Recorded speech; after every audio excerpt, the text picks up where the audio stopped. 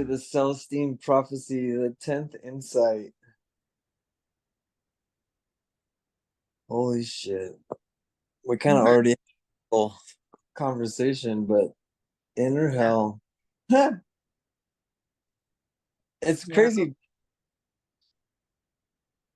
It has been the darkest it's been for a really, really long time. But even like you were saying, the hell seems different. The the relationship to it, Yeah. because it's dark, it's deep. But hell is not the right word. So I'm curious where the book's gonna take us today. We'll see. Like what it's already doing is just realize like it's connecting our inner hell to our fear, right? And Mm. depending on our relationship to our fear, and like I've been saying this for a long time, like the ego gets such a bad rap. You hear so many, even in the music that we listen to, right? The quote unquote conscious music. It talks about starving the ego or killing the ego. Today's a good day for my ego to die. Yeah, you went dark. Yeah, the cat. Uh, The cat just dropped my phone. Bouncing through the fish. All right, try this again. There was one little slot the phone could fall down, and of course, and it did. But like, our ego gets a bad rap. We hear all the time to starve our ego, ignore our ego, kill our ego. But our ego is really like one of our biggest protectors, our guides, our teacher. It's the I. flag. And it's what guides us and says, like, hey, look, there's this piece of darkness, of shadow, of fear right here that you've been ignoring. And I'm going to tell you about it. I'm going to warn you. But what we take it in as is we just don't understand the language of the ego or our fear. We Right. take it as we're listening to it through the language of not enough, right? So we think it's telling us what we are. It's telling us we're not enough. It's telling us we're not worthy. It's telling us we're not good enough. But really what it's saying is like, yo, there's power over here you're ignoring. There's this worthiness over here you've been denying. It's time to open yourself to that and like expand and embody it. And like, I don't think our ego or our fear is this enemy that we've been creating it to be, that we've been told it is. I think our ego and our fear is one of our biggest cheerleaders, one of our biggest supports. Mm. It's like in a house, you have the support beams. You don't see them. They're deep inside the house, but those support beams are what build the foundation of the house to keep it standing, to keep it up, to keep the structure of the house for us to live and be safe within. And those support beams are those pillars, right? And our ego and our fear just are the ones that show where there's some weakness in those foundations. Those support beams need tending to. Right. They need some additional, like, and as we expand our life, it's like expanding a house. You need to add additional support beams if you're going to make it bigger, if you're going to grow it. And so our ego and our fear show us where we need those extra support beams. But we Mm-hmm. take it as, oh no, like it's telling me I can't, it's telling me I shouldn't, it's telling me I'm wrong, it's telling me I'm bad. Like, dude, no, stop it. It's saying, here, put your attention here, here, You need some love here. You need some fucking acceptance here.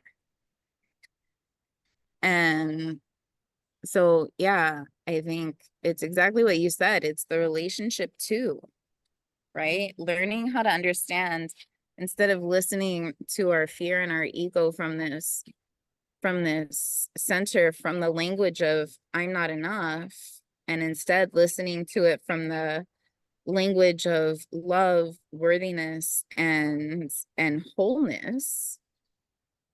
How is it different? Like, if I were a whole and complete being, if fear was talking to me because fear loved the fuck out of me, what would this mean? Right. What would this be telling me if fear loved me? If my own inner hell was created, if my shadow of my darkness was created from love, what would my experience be now? Hmm. Right. The relationship to it. Man. Yeah.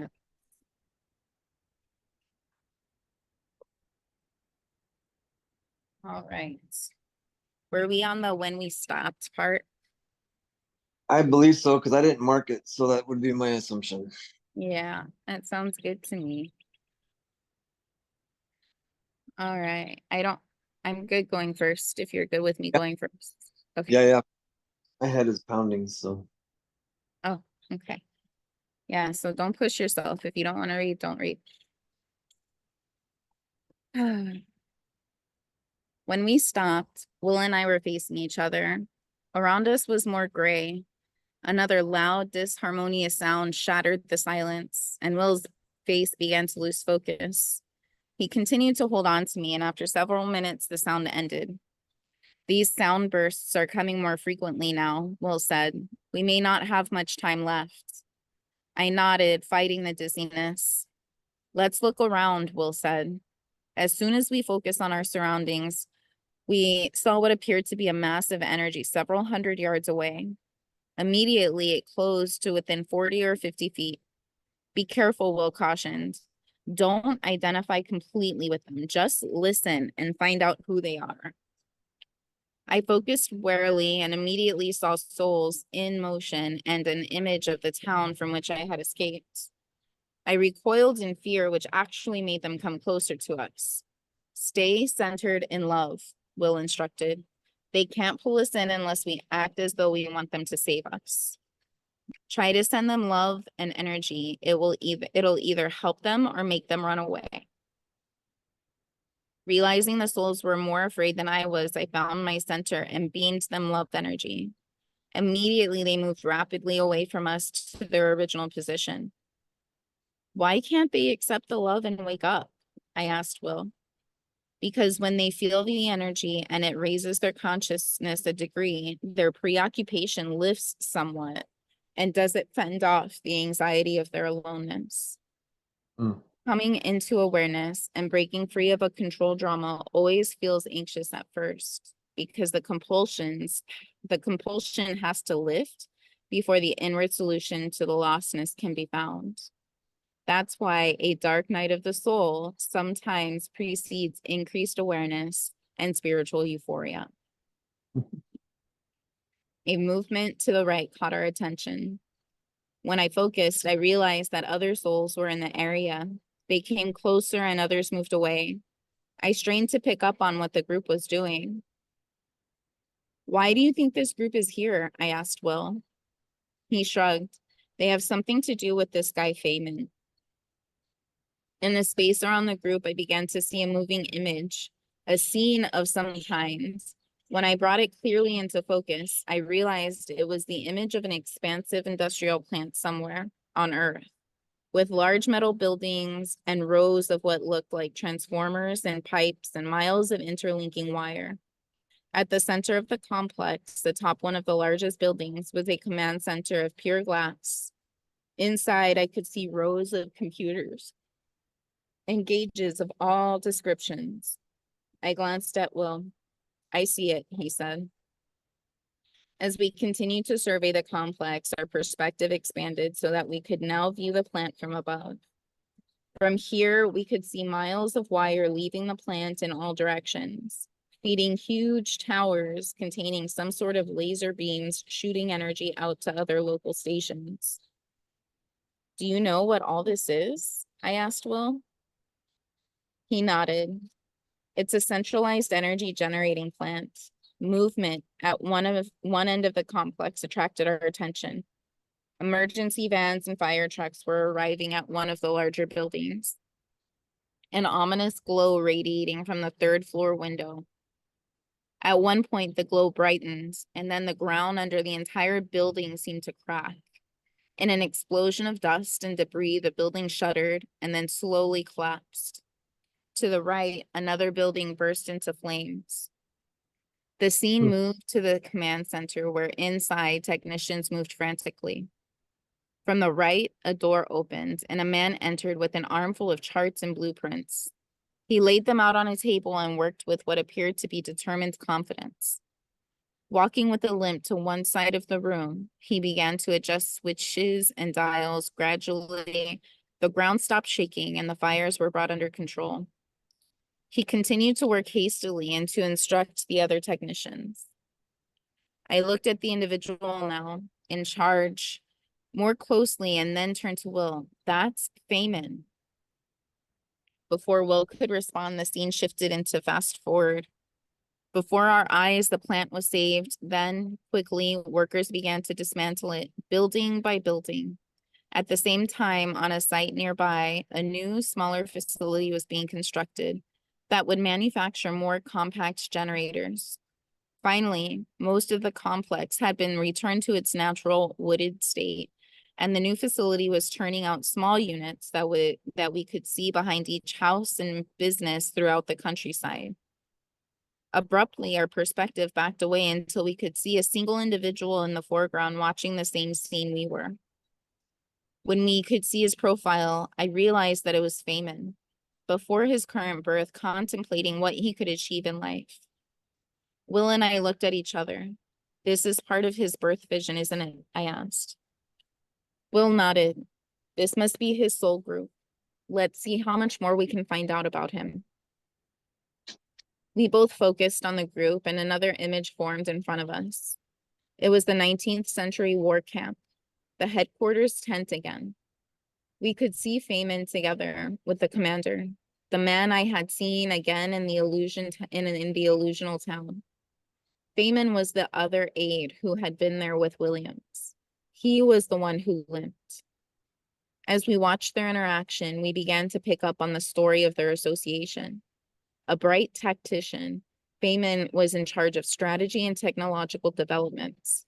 In advance of the attack, the commander had ordered smallpox-laden blankets covertly traded to the Native Americans, a tactic Feynman adamantly opposed, not so much because of its effects on the indigenous people as because he felt that it was politically indefensible. Afterward, even as the success of the battle was being hailed in Washington, the press found out about the use of smallpox, and an investigation was launched. The commander and his cronies in Washington set Feynman up as the scapegoat, and his career was ruined. Later, the commander set forth on a glorious political career and national stature, before he was also treacherously double-crossed by the same Washington insiders. Feynman, for his part, never recovered. His own political ambitions had been totally destroyed. Over the years, he became increasingly more embittered and resentful, trying desperately to marshal public opinion to challenge his commander's account of the battle. For a while, several journalists pursued the story, but soon public interest faded completely and Feynman remained in a state of disgrace. Later, toward the end of his life, he languished in the realization that his political goals would never be reached, and, blaming his old commander for his humiliation, he attempted to assassinate the ex-politician at a state dinner and was shot dead by bodyguards. Because Feynman had cut himself off from his inner security and love, he could not fully awaken after death. For years, he believed he had escaped his ill-fated attempt to kill his old commander and had lived in illusional constructions, holding on to his hate and doomed to the repeated horror of planning and attempting another assassination, only to be shot over and over. As I watched, I realized that Feynman could have been trapped in the illusions for a much longer period of time had it not been for the determined efforts of another man who had been in the military encampment with Feynman. I could see an image of his face and I recognized his expression. That's Joel again, the journalist I met, I said to Will without losing my focus on the image. Will nodded in response. After death, Joel had become a member of the Outer Soul Ring and became totally dedicated to waking up Feynman. His intention during the lifetime with Feynman had been to expose any cruelty or treachery on the part of the military toward the Native Americans. But even though he had known about the smallpox contamination, he had been persuaded to keep quiet by a combination of bribes and threats. After death, he had been devastated by his life review, but had remained conscious and had vowed to help Feynman, who he felt had been ruined because of his failure to intervene. After a long period of time, Feynman finally responded and underwent a long and painful life review himself. He had originally intended in the 19th century life to become a civil engineer, involved in the peaceful development of technology. But he had been beguiled by the prospect of becoming a war hero like the commander and of developing new war strategies and devices. In the years between lives, he had been involved in helping others on Earth with the proper use of technology, when he slowly began to receive a vision of another life approaching. Slowly at first, and then with great conviction, he realized that soon mass energy devices would be discovered that had the potential of liberating humankind, but these devices would be extremely dangerous. As he felt himself being born, he knew that he would come to work with this technology, and he was well aware that in order to succeed, he would have to again face his tendency to crave power and recognition and status. Yet he saw that he would have help. There would be 6 other people. He visualized the valley working together somewhere in the dark, the falls in the background, utilizing a process to bring in the world vision. As he began to fade from view, I could make out aspects of the process he was seeing. First, the group of 7 would begin to remember past experiences with each other and to work through the residual feeling. Then the group would consciously amplify its energy, using the 8th insight techniques, and each would express his or her particular birth vision. And finally, the vibration would accelerate, unifying the soul groups of the 7 individuals. Out of the knowledge gained would come the full memory of our intended future, the world vision, the view of where we're going and what we have to do to reach our destiny. That right there explains that amplification when we come to work together. It's not just us that work together, but as we begin to heal our wounds that we've experienced in our past lifetimes in order to achieve our goal, our soul groups start to work together also. Yeah. Suddenly, the whole scene disappeared, along with Feynman's group. Will and I were left alone. Will's eyes were animated. Do you see what was happening? He asked. This means that Feynman's original intention was actually to perfect and decentralize the technology he's working on. If he realizes this fact, he will stop the experiment. We've got to find him, I said. No, Will replied, pausing to think. That won't help. Not yet. We've got to find the rest of this group of 7. It must take the pulled energy of a group to bring in the memory of the world vision.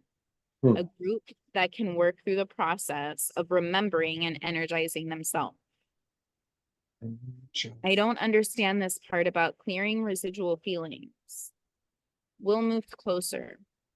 Remember the other mental images you've been having? The memories of other places, other times? Yes. The group that is forming to deal with this experiment has been together before. There will be residual feelings that must be worked through. Everyone will have to deal with them. Will looked away for a moment, then said, "This is more of the 10th insight. Not just one group is coming in. There are many others. We'll all have to learn to clear these resentments." As he spoke, I thought about the many group situations I'd experienced, where some members of the group liked each other immediately, while others seemed to fall into instant discord for no apparent reason. I wondered, was human culture now ready to perceive the distant source of these unconscious reactions? Then, without warning, another shrill sound reverberated through my body. Will grabbed me and pulled me closer, our faces almost touching. "If you fall again, I don't know if you can get back while the experiment is operating at this level," he shouted. "You'll have to find the others." A second blast ripped us apart, and I felt myself release into the familiar swirling colors, knowing that I was heading back, as before, into the earth dimension. Yet this time, instead of tumbling quickly into the physical, I seemed to linger momentarily. Something was pulling at my solar plexus, moving me laterally. As I strained to focus, the surging environment calmed, and I began to sense the presence of another person. Without actually seeing the individual's form, I could almost remember the character of the feeling. Who makes me feel this way? At last, I began to discern a blurry figure 30 or 40 feet away, which moved closer, gradually, until I recognized who it was. Charlene! As she close to within 10 feet, I sensed a shift in my body, as though I was suddenly relaxing more completely. Simultaneously, I noticed a pinkish red energy field that encircled Charlene. Seconds later, to my amazement, I noticed an identical field around myself. When we were about 5 feet from each other, the relaxation in my body grew into an increased sensualness and finally into a wave of orgasmic love. I suddenly couldn't think. What was happening? Just as our fields were about to touch, the shrill dissonance returned, and I was jolted backward again, twisting out of control. Wow. Forgiving. Mm-hmm. As my head cleared, I gradually became aware of something cold and wet against my right cheek. Slowly, I opened my eyes, and the rest of my body frozen in place. For a moment, the half-grown wolf looked at me and sniffed hard, his tail bristling. Then he dashed into the woods as I jerked back and sat up. In a tired stupor, I retired my pack in the fading light and walked into the thick trees and raised my tent. Afterwards, virtually collapsing into my sleeping bag, I struggled to stay awake, intrigued by my strange meeting with Charlene. What had she been in the other dimension? What had drawn us together? The next morning, I awoke early and made oatmeal, wolfing it down, and then made my way carefully back to the small creek I had passed on my way up to the ridge to wash my face and to fill my canteen. I still felt tired, but I was also anxious to find Curtis. Suddenly, I was jolted to my feet and the sound of an explosion toward the east. That had to be Curtis, I thought. I ran to the tent. A wave of fear passed through me as I quickly packed and headed toward the sound of the blast. After about a half a mile, the woods ended abruptly with what appeared to be an abandoned pasture. Several strands of rusty barbed wire hung loosely between the trees in my path. I surveyed the open fields and the lines of trees in the dense brush 100 yards beyond. At that moment, the bushes parted and Curtis burst through and headed in a dead run straight toward me. I waved. He immediately recognized who I was and slowed to a fast walk. When he reached me, he carefully climbed through the barbed wire and collapsed against a tree, breathing rapidly. What happened? I asked. What did you blow up? He shook his head. I couldn't do much. They're running the equipment underground. I didn't have enough explosives. and I didn't want to hurt the people inside. All I could do was blow up an outside dish antenna, which hopefully will delay them. How did you get close enough to do that? I set the charges last night after dark. They must not expect anyone to be up here because they have very few guards outside. He paused for a moment and we heard the sound of trucks in the distance. We have to get out of this valley, he continued, and find some help. We don't have any choice now. They'll be coming. Wait a minute, I said. I think we have a chance to stop them, but we've got to find Maya and Charlene. His eyes widened. Are you talking about Charlene Billings? That's right. I know her. She used to do some contract research for the corporation. I hadn't seen her for years, but I saw her last night going into an underground bunker. She was walking with several men, all of them heavily armed. Were they holding her against her will? I couldn't tell, Curtis said distractedly. His ears turned to the trucks, which now seemed to be heading in our direction. We've got to get out of here. I know a place we can hide until dark, but we'll have to hurry. He looked back toward the east. I said a false trail, but it won't sidetrack them for long. I've got to tell you what happened, I said. I found Will again. Right? Tell me on the way, he said, walking quickly. We've got to move. I looked out of the mouth of the cave and across the deep gorge to the opposite hillside.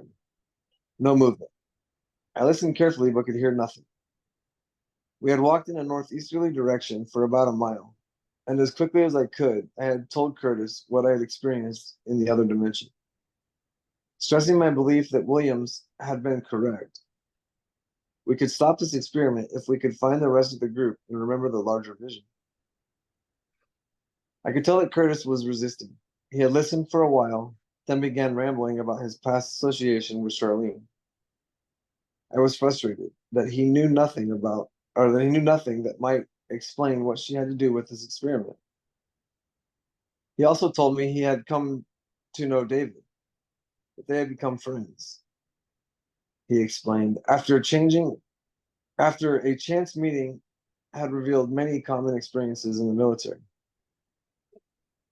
I told him it was significant that he and I both had association with David and that we knew Charlene. I don't know what it means, he said distractedly, and I had dropped it. But I knew it was further proof that we ought all come to this valley for a reason. Afterward, we had walked in silence as Curtis searched for the cave. When we found it, he backtracked and erased our tracks with dead pine branches, and then had lingered outside until he was convinced we hadn't been seen. The soup is ready, Curtis said from behind me. I had used my camp stove and water to cook the last of my freeze-dried food. Walking over, I made us both a bowl and then sat down again at the mouth of the cave, looking out. So how do you think this group is going or can build enough energy to have an effect on these people? He asked. I'm not sure exactly, I replied. We'll have to figure it out. He shook his head. I don't think anything like that is possible. Probably all I did with my little bit of explosives was to irritate them and put them more on guard.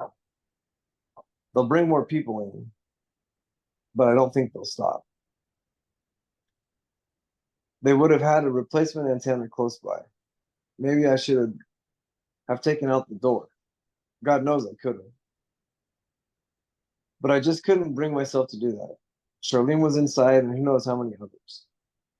I would have to shorten the timer so they would have gotten. But maybe it would have been worth it. No, I don't think so, I said. Okay. A little pause. Charlene was inside. Who knows how many others? I would have to shorten the timer so they would not have gotten me. But maybe it would have been worth it. No, I don't think so, I said. We're going to have to find the other way. How? It'll come to us. We heard the faint sound of vehicles again, and simultaneously I noticed movement on the downslope below us. Someone's out there, I said. We crouched down and looked closely at the figure, looked closely. The figure moved again, partially obscured by the underbrush. That's Maya, I said, disbelieving. Curtis and I stared at each other for a long moment. Then I moved to get up. I'll go get her, I said. He grabbed my arm. Stay low. If the vehicles close in, leave her and come back here. Don't risk being seen. I nodded and ran carefully down the hill. When I was close enough, I stopped and listened. The trucks were still moving closer. I called out to her in a low voice. She froze for an instant, then recognized me and climbed up a rocky slope to where I stood. I can't believe I found you, she said, hugging my neck. I led the way back to the cave and helped her through the opening in the rock. She appeared exhausted, and her arms were covered with scratches, some of them still bleeding. What happened? She asked. I heard an explosion, and then those trucks were everywhere. Did anyone see you come this way? Curtis asked with irritation. He was up and looking outside. I don't think so, she said. I was able to hide. I quickly introduced them. Curtis nodded and said, I think I'll take a nap, or I'll take a look. He slipped out through the opening and disappeared. I opened my pack and took out a first aid kit. Were you able to find your friend with the sheriff's department? No, I couldn't even get back to town. There were Forest Service agents all along the paths back. I saw a woman I knew and gave her a note to take to him. That's all I could do. I applied some antiseptic to a long gash across Maya's knee. So why didn't you leave the woman you saw? Why did you change your mind and come back out here? She took the antiseptic and silently began applying it herself. Finally, she spoke. I don't know why I came back. Maybe because I have kept these memories. She looked up at me. I want to understand what's happening here. I sat down facing her and gave her a sketchy summary of everything that had happened since we parted, particularly the information Will and I had received about the group process of moving past the resentment to find the world vision. I need to pass. I got you. She looked overwhelmed, but seemed to accept her role. I noticed your ankle no longer seems to be bothering you. Yeah, I guess it cleared up when I remembered where the problem came from. She stared at me for a moment, then said, there are only 3 of us. You said Williams and Feynman had both seen 7. I don't know, I replied. I'm just glad you're here. You're the one who knows about faith and visualization. A look of terror crossed her face. A few moments later, Curtis came back through the opening and told us he had seen nothing out of the ordinary. Then sat down away from us to finish his meal. I reached over and served another plate and gave it to Maya. Curtis leaned back and handed her a canteen. You know, he said, you took a hell of a risk walking around in the open like that. You could have led them right to us. Maya glanced at me and then said defensively, I was trying to get away. I didn't know you were up here. I wouldn't even have come this way if the birds hadn't. Well, you've got to understand how much trouble we're in, Curtis interrupted. We still haven't stopped this experiment. He got up and stepped outside again and sat behind a large rock near the opening. Why is he so mad at me? Maya asked. You said you were having memories, Maya. What kinds? I don't know. Of another time, I guess, of trying to stop some other violence. That's why all this is so eerie to me. Does Curtis seem familiar to you? She struggled to think. Maybe. I don't know why. Do you remember when I told you about seeing a vision of all of us in the past during the Native American Wars? Well, you were killed and someone else was with you who seemed to be following your lead, and he was killed too. I think it was Curtis. He blames me? Oh God, no wonder he's so mad. Maya, can you remember anything about what you two were doing? She closed her eyes and tried to think. Suddenly, she looked at me. Was a Native American also there? A shaman? Yes, I said. He was killed too. We were thinking about something. She looked me in the eye. No, we were visualizing. We thought we could stop the war. That's all I can get. You've got to talk to Curtis and help him work through his anger. It's part of the process of remembering. Are you kidding? With him this angry? I'll go speak with him first, I said, standing up. She nodded slightly and looked away. I moved to the cave's opening, crawled out, and sat down beside Curtis. What do you think? I asked. He looked at me, slightly embarrassed. I think there's something about your friend that makes me mad. What are you feeling exactly? I don't know. I felt angry as soon as I saw her out there. I got the sense she might pull some blunder and expose us or get us captured. Maybe killed? Yeah, maybe killed. The force in his voice surprised both of us, and he took a breath and shrugged. Remember when I told you about the visions I saw of a time during the 19th century Native American wars? Vaguely, he muttered. Well, I didn't tell you then, but I think I saw you and Maya together. Curtis, you were both killed by soldiers. He looked at the ceiling of the cave. And you think that's why I'm angry at her? I smiled.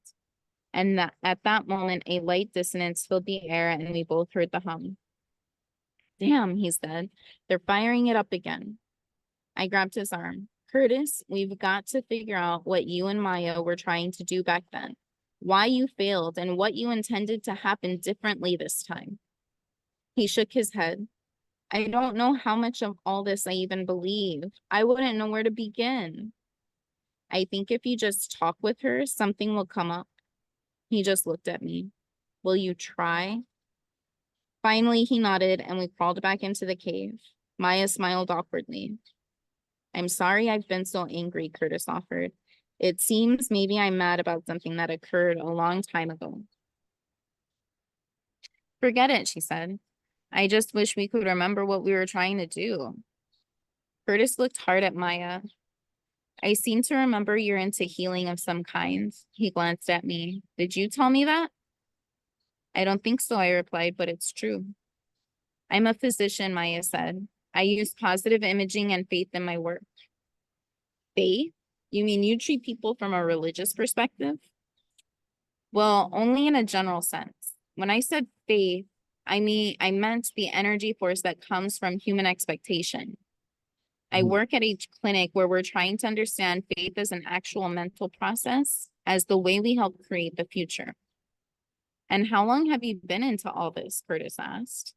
My whole life has prepared me to explore healing. She went on to tell Curtis the same story of her life that she had told me earlier, including her mother's tendency to worry that she would get cancer. As Maya discussed all that had happened to her, both Curtis and I asked questions. As we listened and gave her energy, the fatigue that had shown on her face began to ease. Her eyes brightened, and she began to sit up straight. Curtis asked, you believe your mother's worry and negative vision of her future affected her health? Yes. Humans seem to draw into their lives two particular kinds of events, what we have faith in and what we fear. But we're doing it unconsciously. As a physician, I believe much can be gained by pulling the process fully into consciousness. Ooh, fear is just faith in what we don't want. Right. Curtis nodded. Huh? Yeah. No, Yeah. for sure. Curtis nodded. But how is that done? Maya didn't answer. She stood up and stared straight ahead, a panicked look on her face. What's wrong? I see what happened during the wars. What was it? Curtis asked.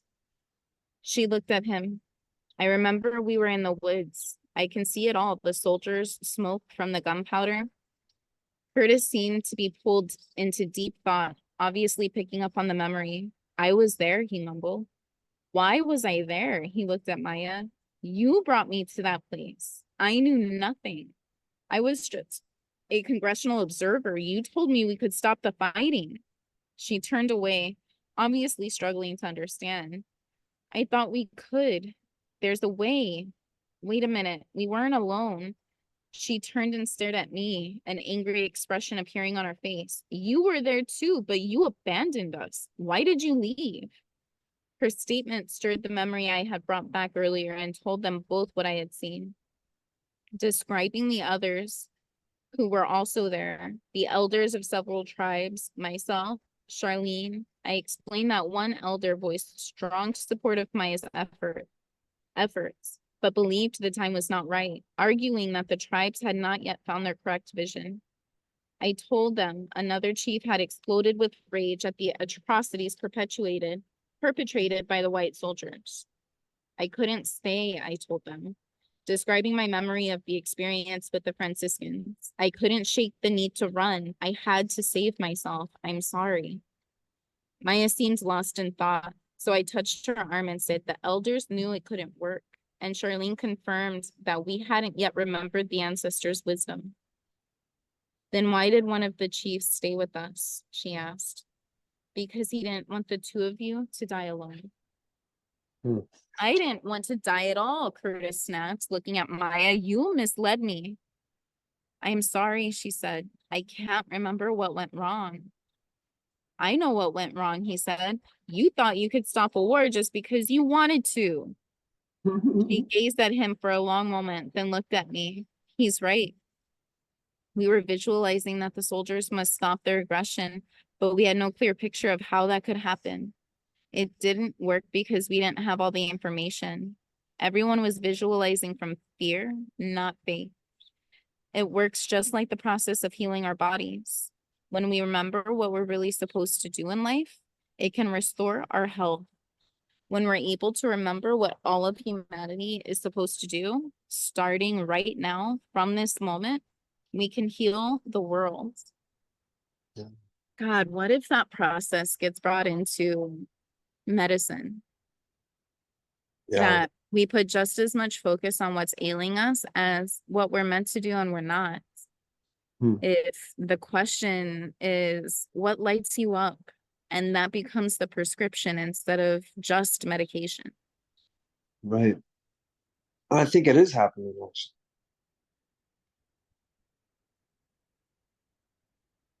It is. It's so segregated right now. It's like one or the other. Either go to a doctor or go to a life coach. Either, Eastern or Western. And it's the bringing it all together. That's what this conversation has come up so many different times with so many different people between Daisy wanting to pull together the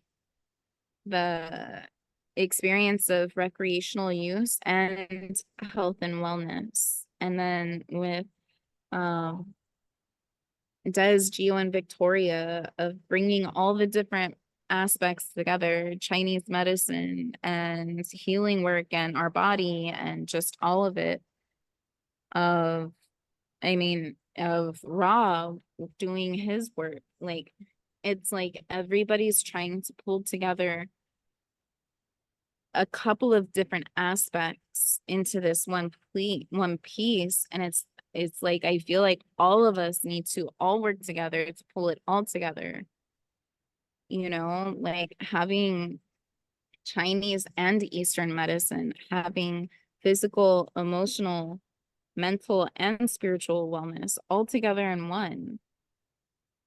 Like, I see it happening, like the little pieces happening, but it's still so segregated.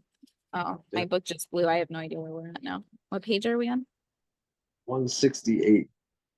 Oh, okay, there it is. Um, Well, here, let me finish reading this chapter or this page because it starts fresh on the next page. Okay. Okay.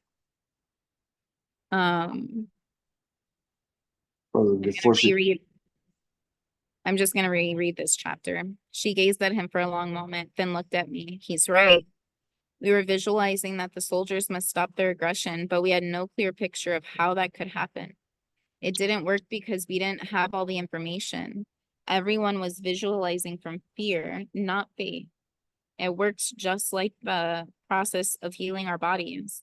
When we remember what we're really supposed to do in life, it can restore our health. When we're able to remember what all of humanity is supposed to do, starting right now, from this moment, we can heal the world. Apparently, I said, our birth vision contains not only what we individually intended to do in the physical dimension, but also a larger vision of what humans have been trying to do throughout history and the details of where we are going from here and how to get there. We just have to amplify our energy and share our birth intention, and then we can remember. Before she could respond, Curtis jumped to his feet and moved to the cave's opening. I heard something, he said. Someone's out there. Maya and I crouched beside him, straining to see. Nothing moved. Then I thought I detected the rustling sound of someone walking. I'm going to check this out, Curtis said, moving through the opening. I glanced at Maya. I had better go with them. I'm coming too, she said.